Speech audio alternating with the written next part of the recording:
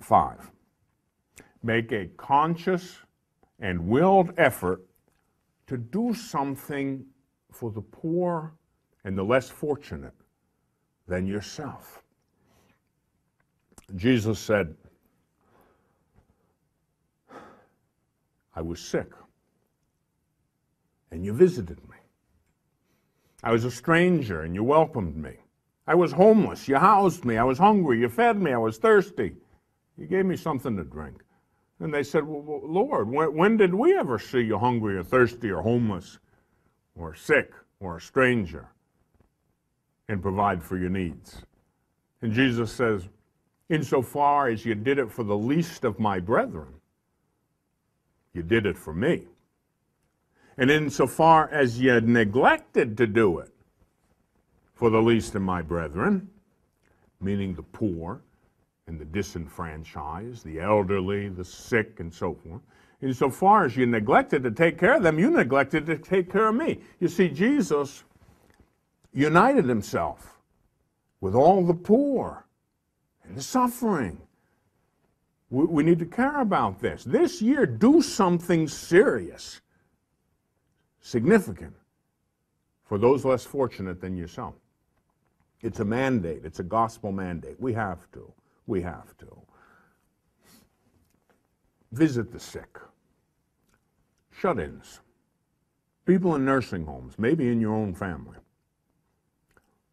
So many elderly people are alone today.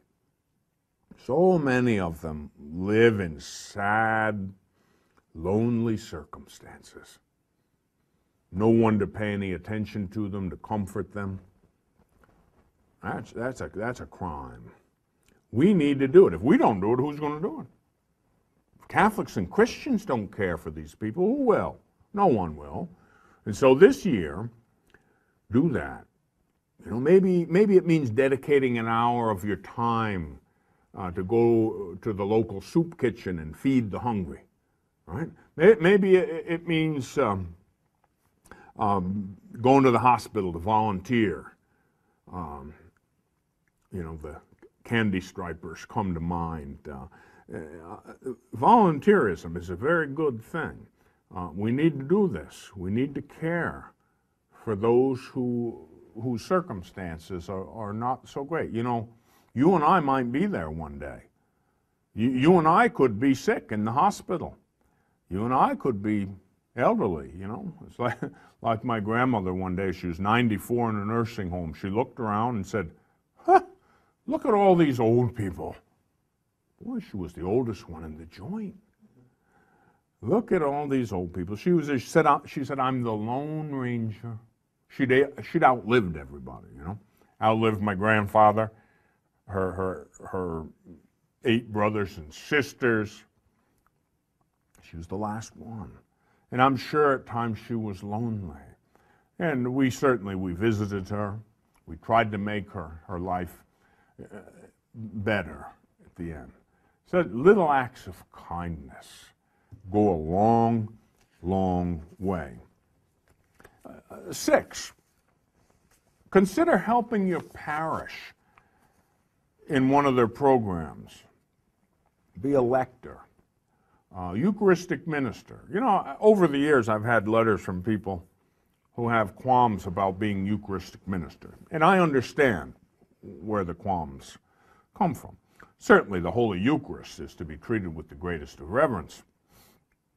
Certainly the deacon and the priest and the bishop, they are the ordinary ministers of the Holy Eucharist. Certainly. But you know there are many, many places today where if the priest doesn't have help from the lay people to bring Holy Communion to various places, nursing homes, hospitals, jails, and so forth, the people will not get Jesus in the Eucharist when they need him the most, when they're in distress. Now, are you worthy to handle the Blessed Sacrament? No, you're not, and neither am I, and neither is anybody else. Nobody's worthy. The only one worthy is Jesus, but he shares his life with us. And so if your pastor, priest in your parish needs help don't be afraid to help them. You know, maybe you have different programs. You might have a ministry to the poor from your parish. Lend a helping hand. It could be in something simple, something humble. My Aunt Mary and my grandmother, they cleaned the floor. You know, they cleaned the rectory. They cleaned the church, right? Scrubbed the floors, right? Cooked for the priest. There's so many things that you can do to help your parish. The parish is the focal point of the church's life, really. The Eucharist, certainly, but the Eucharist, for most of it, sets in the parish. And so the parish is important.